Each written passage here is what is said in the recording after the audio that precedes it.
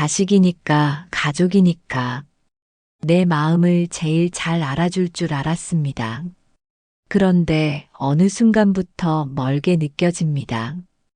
같은 집에 살아도 말이 줄고 연락이 와도 형식적입니다. 내가 낳은 자식인데 왜 이렇게 낯설게 느껴질까요? 오늘은 그 거리감 속에서 상처받은 내 마음을 어떻게 돌보고 자식과의 건강한 관계를 다시 이어갈 수 있을지 이야기해 보려 합니다. 이건 자식 탓이 아닌 내 마음을 지키는 법에 대한 이야기입니다. 시작하겠습니다. 자식과 마음이 멀어진 건 잘못이 아닙니다. 예전엔 자주 전화도 하더니 무슨 일 있으면 제일 먼저 나한테 얘기했는데 요즘은 아무 말도 안 해. 그냥 혼자서 다 정해버려. 나이가 들수록 부모의 자리는 조금씩 뒤로 물러나게 됩니다. 젊은 날엔 중심이었지만 이제는 조용히 바라보는 관찰자의 자리. 그게 시간이 흐르면서 생기는 자연스러운 흐름입니다. 그런데 문제는 세월이 아니라 내 마음이 여전히 중심에 머물러 있다는 것입니다. 자식이 여전히 나에게 기대주길, 무슨 일이든 먼저 상의해주길, 아프면 걱정해주고, 기쁜 일이 있으면 나보다 먼저 알려주길 바라는 마음. 이 기대가 바로 서운함의 씨앗이 됩니다. 하지만 그 거리감, 정말 자식이 나를 멀리해서 생긴 걸까요? 사실은 그렇지 않을 수도 있습니다. 자식도 삶에 지쳐 있고, 자기 가정을 꾸리느라 정신없고, 자기 문제에 몰두하느라 마음의 여유가 없을 뿐입니다. 내가 미워서가 아니라 그 자기 인생을 사느라 바빠진 것 뿐입니다. 그래서 꼭 기억하셔야 할 것. 내가 뭘 잘못했나? 내가 예전보다 가치 없는 존재가 된 건가? 이런 자책은 당신이 짊어지지 않아도 될 무거운 짐입니다. 마음이 멀어진 건 누구의 잘못도 아닙니다. 그것은 관계의 소멸이 아니라 관계의 변화일 뿐입니다. 예전에는 가까이 다가가야 사랑이라고 믿었지만 지금은 한 걸음 물러서서 지켜봐주는 사랑이 더 필요한 때입니다. 그리고 그 물러남은 패배나 소외가 아니라 성숙한 관계의 형태이기도 합니다. 물론 그런 거리감이 때론 쓸쓸하고 외롭게 느껴질 수 있습니다. 하지만 감정이 아프다고 해서 그 감정이 틀린 것은 아닙니다. 누구보다 애써온 당신이기에 그만큼 더 많은 감정을 느끼는 것뿐입니다. 그 마음까지도 부끄러워하지 말고 억누르지 마세요. 자식을 사랑해서 기대했지만 기대가 상처가 됩니다. 그래도 자식인데 이 정도는 해줄 줄 알았지. 명절인데 연락도 없네. 내 생일도 모르는 걸까? 이런 마음 많은 부모님들이 속으로 삼키고 계십니다. 무심한 자식의 행동에 서운해하고 기다리다 지쳐버리고 내가 뭘 잘못했나 하고 자책도 하게 되죠. 하지만 그 감정의 뿌리를 조금만 들여다보면 그 안에는 사랑이라는 이름의 기대가 자리하고 있습니다. 자식이니까 내가 힘들 땐 옆에 있어주겠지. 명절이면 당연히 얼굴 한번 보여주겠지. 아플 땐 챙겨줄 거야. 그런 작은 바람들, 말하지 않아도 당연히 해줄 거라는 기대들이 시간이 지나며 상처로 바뀌게 됩니다. 문제는 그 기대가 내 안에서만 만들어졌다는 것입니다. 상대는 모릅니다. 말하지 않았기에 그 무게를 감당할 준비가 되지 않았기에 그저 자기 삶을 살고 있을 뿐입니다. 그래서 결국 기대가 클수록 실망은 깊어지고 실망은 서운함을 낳고 서운함은 서로 간의 거리를 멀게 만듭니다. 괜찮다는 척하지만 마음속엔 작은 금이 가고 그 금이 쌓이면 결국 관계는 깨지지 않아도 멀어집니다. 그렇다면 어떻게 해야 할까요? 기대 대신 고마움으로 태도를 바꿔보는 것. 그게 관계를 살리는 가장 단순하고도 강력한 방법입니다. 예를 들어, 자식에게서 전화가 왔을 때, 왜 이제 했니? 라는 말 대신, 너 목소리 들으니 참 좋다. 이 한마디면 충분합니다. 자식은 잔소리가 아니라 따뜻함을 느낄 것이고, 그 따뜻함은 다시 연락하고 싶은 마음을 만들 겁니다. 기대는 받고 싶은 마음이지만 고마움은 주고 싶은 마음입니다. 우리는 누구나 비난보다 인정에 끌리고 잔소리보다 따뜻한 말에 마음을 엽니다. 기대를 접는다는 건 아예 바람이 없다는 게 아니라 상대가 해주면 고맙고 안 해도 괜찮다고 내 마음을 조절하는 능력입니다. 자식과 너무 가까우면 더 쉽게 다칩니다. 거리 조절에는 지혜가 필요합니다. 부모와 자식, 이보다 더 가까운 관계가 있을까요? 같은 피를 나누고 함께 살고 함께 울고 웃었던 시간들. 그만큼 서로를 누구보다 잘 안다고 생각하지만 정작 서로에게 가장 큰 상처를 주는 사이도 부모와 자식입니다. 부모는 자식을 사랑합니다. 그래서 말해주고 싶고 알려주고 싶고 도와주고 싶습니다.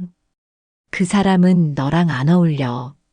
돈은 이렇게 써야 돼. 결혼은 이제 좀 해야 하지 않겠니? 이 말들이 사랑에서 비롯되었다는 걸 우리는 너무나 잘 알고 있습니다. 하지만 자식은 그 사랑을 간섭이나 통제로 받아들일 수 있습니다. 사랑이 가까워질수록 표현은 더 조심스러워야 합니다. 부모 입장에선 나는 너 잘 되라고 하는 말이야. 내 인생이 걱정돼서 그래라고 해도 자식 입장에서는 왜 날 믿지 못하지? 내 삶은 내가 결정하고 싶은데 이런 생각이 먼저 들기 때문입니다. 사랑이 너무 가까우면 그 온기가 따뜻함이 아니라 압박감으로 변할 수 있습니다. 자식은 내 방식대로 살아가고 싶다는 욕구가 있습니다. 그걸 존중해주지 않으면 사랑받는다고 느끼기보다 감시받고 있다, 비교당하고 있다는 생각에 점점 마음을 닫게 됩니다. 그래서 진짜 어른의 사랑은 가르치려 하지 않고 지배하려 하지 않고 조용히 한 걸음 물러나서 바라봐주는 것입니다. 지켜본다는 건 무관심이 아니라 신뢰의 표현입니다. 불안하지만 믿어주는 마음, 서운하지만 조급하지 않은 태도, 그게 자식이 언제든 돌아올 수 있는 여지를 남기는 사랑입니다. 자식이 마음을 열 때는 언제일까요?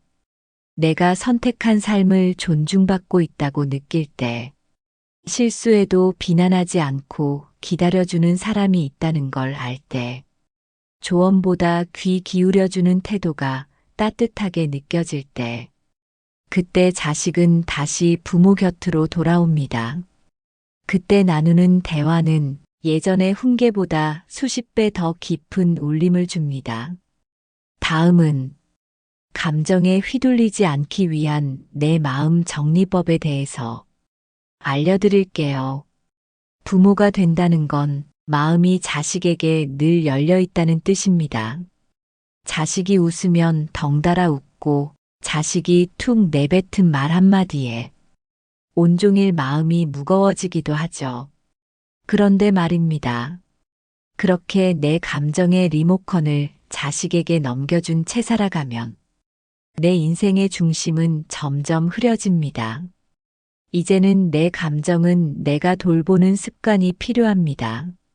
자식은 독립된 인격이고 나는 나대로의 하루를 살아가는 한 사람이니까요. 나만의 감정 정리 루틴을 만드세요.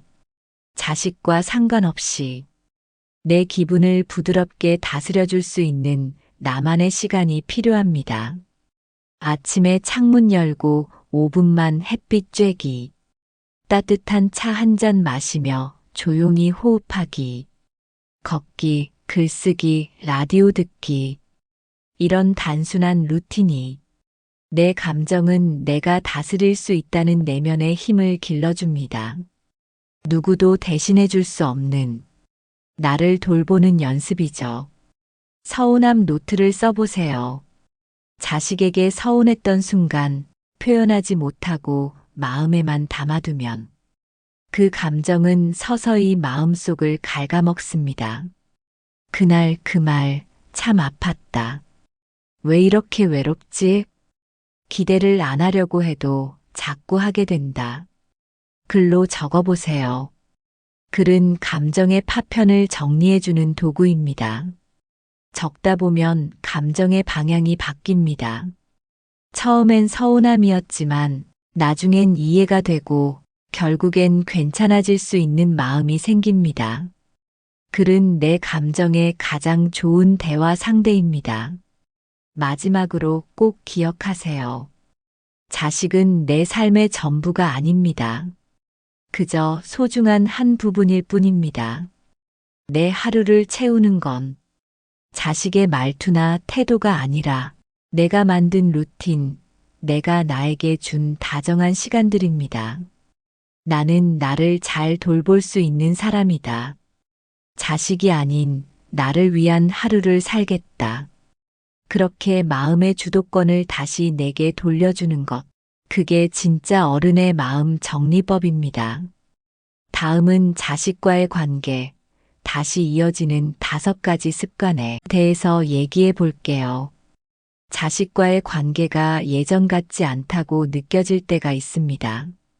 어느 순간부터 연락도 줄고 말수도 적어지고 멀어진 듯한 거리가 마음을 서운하게 만들죠.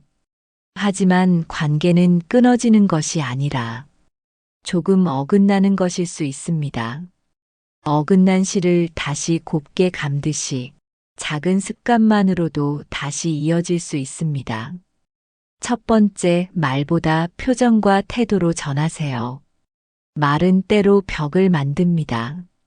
특히 부모가 하는 말은 자식에게 잔소리로 들릴 위험이 크죠. 밥은 챙겨 먹니? 왜 그렇게 바빠서 전화 한 통을 못하니? 이런 말보다 조용히 건네는 따뜻한 눈빛, 함께 있을 때 보여주는 부드러운 표정, 그게 훨씬 더 큰 메시지를 전합니다. 잔소리는 멀어지게 하지만 따뜻한 태도는 마음을 엽니다. 두 번째, 감정에 바로 반응하지 마세요. 자식이 무심하게 툭 내뱉은 말, 서운했던 태도 하나에 마음이 확 상할 때가 있죠. 하지만 그 순간 바로 반응하면 후회가 따라옵니다. 한 박자만 쉬어보세요. 그냥 속으로 한 번만 그럴 수도 있지 하고 넘어가 보세요. 그 짧은 여유 하나가 관계를 지켜주는 안전거리가 됩니다. 세 번째, 기대 대신 작은 감사로 마음을 채우세요. 이 정도는 해줄 줄 알았는데, 그래도 자식인데 이럴 수 있어? 그런 생각이 들 때마다 우리는 마음이 무너집니다. 하지만 기대는 실망을 부르고 감사는 관계를 살립니다. 전화 한 통 와도 고맙다. 문자 하나 와도 목소리 들으니 좋다. 이런 작은 표현 하나가 자식에게 내가 사랑받고 있구나 하는 느낌을 줍니다. 네 번째, 내 감정은 내가 위로해 주세요. 서운하고 속상할 때 그 감정을 자식이 달래주길 바라지 마세요. 먼저 내가 나에게 다정해져야 합니다. 괜찮아, 오늘도 잘 견뎠어. 기다려준 나 참 기특하다. 그런 말을 스스로에게 해주세요. 자식의 태도와는 별개로 내 감정은 내가 품을 줄 알아야 관계에서 너무 흔들리지 않게 됩니다. 5번째, 말걸 틈을 만들어주세요. 가장 중요한 건 끊기지 않게 가볍게 이어지는 연결입니다. 먼저 연락해 보세요. 잔소리가 아니라, 잘 지내니? 오늘 날씨 좋더라. 이런 안부 한마디로 대화는 꼭 필요한 말만 하는 게 아니라 잊지 않기 위해서 마음을 전하기 위해 하는 겁니다. 그 말 한 줄이 닫혀있던 자식의 마음을 다시 열게 할지도 모릅니다. 사랑했기 때문에 아팠습니다. 기대했기 때문에 서운했습니다. 하지만 그런 감정들이 있다고 해서 당신의 사랑이 잘못된 건 아닙니다. 내가 낳고 키우고 돌봤던 그 아이가 지금은 멀어져 있는 것 같아도 그 마음 깊은 곳엔 당신의 사랑이 여전히 살아 있습니다. 오늘 하루 스스로의 마음을 먼저 안아주세요. 자식이 내 마음을 몰라준다고 서운해하지 말고 내가 내 마음을 먼저 알아봐 주세요. 관계는 다시 이어질 수 있습니다. 침묵 속에서도 따뜻함을 전할 수 있는 당신, 그런 사람이 진짜 어른입니다.